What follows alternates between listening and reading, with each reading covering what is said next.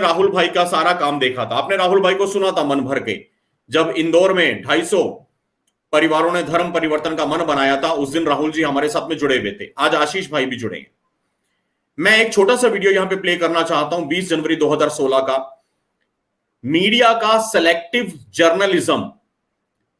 देखिए किस तरह से मीडिया वाले जातियों में तोड़ते हैं, एक सनातन की जो शाखाएं हैं उनको काटने का काम करते हैं।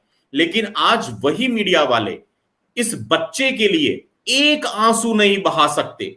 कृष्णा वाल्मीकि की मौत अखबार की कतरन बन के रह जाती है, उसको प्राइम टाइम नहीं मिल पाता, उसको प्राइम टाइम नहीं मिल पाता। ये सेलेक्टिव जर्नलिज्म है और ये हमारे दलित, शोषित, वंचित परिवारों की पीड़ा है, जिस पीड़ा को उठाने की संकल्प लिया है साइबर सिपाही ने स्वामी जितेंद्रानंद सरस्वती जी के आशीर्वाद से। छोटा सा वीडियो देखिए, फिर मैं आशीष भाई के पास में आता हूं। इनसे देश में खबर गर्म है। खबर क्या है? हैदराबाद में एक छात्र ने आत्महत्या की।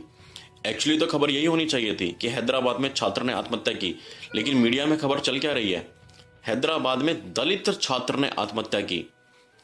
अब कोई मीडिया वालों से पूछे कि भैया जाति बताने का क्या कारण था?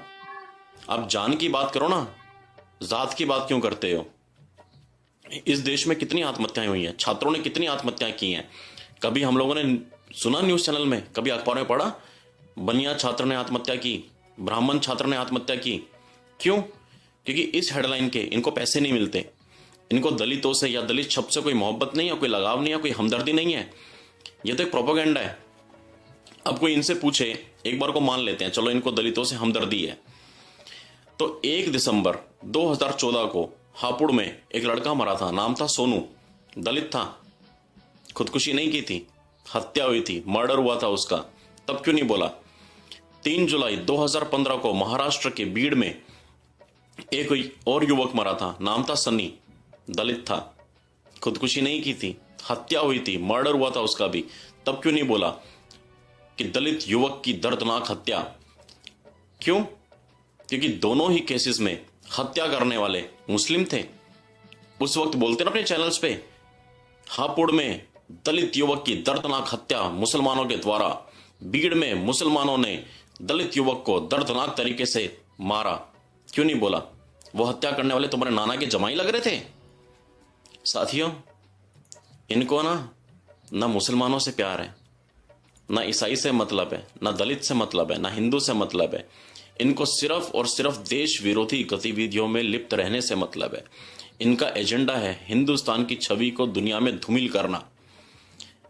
जैसे पाकिस्तान की आईएसआई है, पाकिस्तान की आईएसआई का शुरू से प्रोपेगेंडा रहा है हिंदुस्तान को टुकड़ों टुकड़ों में बांटना, बर्बाद करना। वो प्रोपेगेंडा की प्लानिंग वहां करते हैं, उसको एग्जीक्यूट कौन कर रहा है? उनको एग्जीक्यूट हमारे मीडिया के दलाल कर रहे हैं। हमारे यहां पर भी एक आईएसआई है, इंटेलेक्चुअल सेक्युलर्स ऑफ इंडिया, यानी कि खुद को 20 जनवरी 2016 को यह शब्द मैंने दिया था। हिंदुस्तान में स्वामी जी आईएसआई है, इंटेलेक्चुअल सेक्युलर्स ऑफ इंडिया। यह हमारे यहां की आईएसआई है, और यहां की आईएसआई और पाकिस्तान की आईएसआई की समानता भी देखिए आगे। स्वघोषित तथाकथित सेक्युलर और बुद्धिजीवी लोगों की एक मंडली जो कि देश विरोधी गतिविधियों में लिप्त है। कनेक्शन देखिए दोनों में। और जो कुछ मैं बोल रहा हूं, साइबर सिपाही की अगली सेमिनार में इसके पूरे वीडियो प्रमाण हम आपके सामने रखेंगे। पाकिस्तान की आईएसआई या वहां के जो मौलाना मसूद अजहर है, हाफिज सईद है, जैद हामिद है, जो तकरीरें देते हैं, उनकी डायलॉग्स, उनके तकरीरों की जो पूरी सेंटेंस है, बिना किसी कॉमा फुल स्टॉप को चेंज किए, हमारे आईएसआई के एजेंट इनके बयान मिला के देख लीजिएगा, हूबहू मिलेंगे, सेम मिलेंगे बिल्कुल। वहां की आईएसआई क्या करती है, उसके पॉइंट्स देखिए। एंटी मोदी, हमारे आईएसआई के एजेंट एंटी मोदी। वहां की आईएसआई क्या करती है? एंटी बीजेपी, हमारे आईएसआई के एजेंट एंटी बीजेपी। वहां की आईएसआई क्या करती है? एंटी आरएसएस, हमारे आईएसआई के एजेंट एंटी आरएसएस। वहां की आईएसआई क्या बोलती है? हिंदुस्तान में क्रिश्चियंस पे जुल्म हो रहे हैं, हमारे आईएसआई के एजेंट क्या बोलते हैं? हिंदुस्तान में क्रिश्चियंस पे जुल्म हो रहे हैं। वहां की आईएसआई क्या बोलती है? हिंदुस्तान में मुसलमान सुरक्षित नहीं है, हमारे आईएसआई के एजेंट क्या बोलते हैं? हिंदुस्तान में मुसलमान सुरक्षित नहीं है। अभी दादरी में देखा ना, पूरी दुनिया में जो हिंदुस्तान की छवि इन्होंने धूमिल की है, पूरे देश को इंटॉलरेंट बोल करके, ये जो तलवे चाट चाट के जिन्होंने अवार्ड हासिल किए थे, सारे कुत्तों की तरह सड़क पे आए थे निकल करके अवार्ड वापस करने के लिए, ये सारे के सारे आईएसआई के एजेंट हैं। उसके बाद में अजीत डोभाल साहब हमारे एनएसए जब से बने हैं, पाकिस्तान की आईएसआई की नींदें उड़ी हुई हैं, और हमारे आईएसआई के एजेंट क्या कर रहे हैं? पठानकोट हमले के बाद बकायदा ट्विटर पे ट्रेंड चलाया है, सैक अजीत डोभाल। क्यों भैया? यानी प्रोपोगेंडा पाकिस्तान के आईएसआई का एग्जीक्यूट कर रहे हैं हिंदुस्तान के आईएसआई। उसके अलावा पाकिस्तान के आईएसआई का एक और पुराना एजेंडा, हिंदुस्तान की आर्मी को, हिंदुस्तान के आर्मी ऑफिसर्स को बदनाम करना।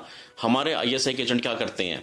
जनरल वीके सिंह साहब जब से मंत्री बने हैं, उनकी सारी त्याग, तपस्या, बलिदान, अपनी जान पे खेल करके यमन से हिंदुस्तानियों को सुरक्षित वापस लेकर के आए। वो सारी बातें छोड़ करके वीके सिंह साहब के बयानों को तोड़ना, मरोड़ना, उल्टे सीधे तरीके से पेश करना, वीके सिंह साहब को नोचना क्यों कर रहे हैं? एजेंडा किसका है? पाकिस्तान की आईएसआई का। एग्जीक्यूट कौन कर रहा है? हमारी आईएसआई। इसके अलावा वहां की आईएसआई का एक और हथियार, अंग्रेजों वाली नीति, फूट डालो राज करो, डिवाइड एंड रूल। हमारी आईएसआई क्या कर रही है? हमारा मीडिया यही तो कर रहा है। मुजफ्फरनगर, दादरी, मालदा, पूर्णिया, देख लीजिए सारी रिपोर्ट्स। जिस तरह का सेलेक्टिव जर्नलिज्म ये लोग करते हैं, क्या ये हिंदू मुस्लिम को दूर नहीं कर रहे? और वहां की आईएसआई का आखिरी हथियार क्या है? हिंदुस्तान में हिंदुओं को एक मत होने दो, हिंदुस्तान के हिंदुओं को जातियों में तोड़ दो, बनिया को ब्राह्मण से, ब्राह्मण को राजपूत से, राजपूत को जाटों से, जाटों को गुजर से, गुजर को दलितों से लड़ाते जाओ, हिंदुओं को जातियों में तोड़ दो। और वही चीज आज हमारा मीडिया यहां पे कर रहा है।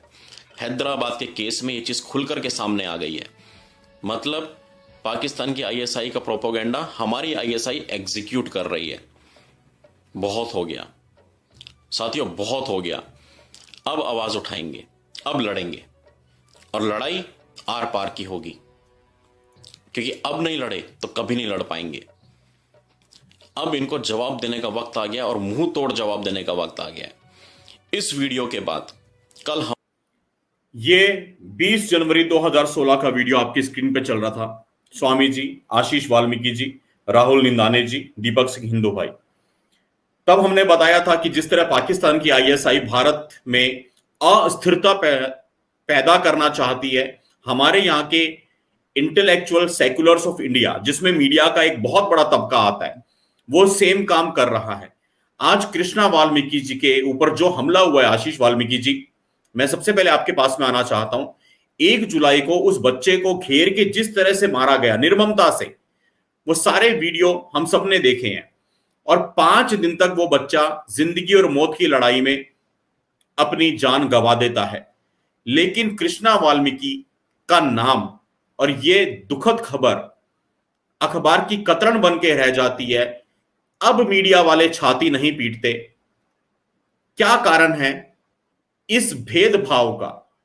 क्या कारण है कि अगर मारने वाले दीपक सिंह हिंदू या शुभम मंगला होते तो शायद कृष्णा वाल्मीकि इस वक्त पे बड़े बड़े टीवी चैनल्स के प्राइम टाइम में चल रहा होता। लेकिन चूंकि मारने वाले हरे टिड्डे थे, तो कृष्णा वाल्मीकि अखबार की कतरन बन के रह गया। मैं आपके पास में आना चाहता हूं। आशीष वाल्मीकि जी, आपका माइक यहां से ऑन है। बहुत बहुत स्वागत है साइबर सिपाही पे आपका। और लखनऊ में, उत्तर प्रदेश में आप जो काम कर रहे हैं भैया, आपके कार्य को भी बहुत बहुत नमन है। आशीष जी, आपका काम बहुत बड़ा है, बहुत बड़ा काम है आपका जी। थैंक यू शुभम भाई। भाई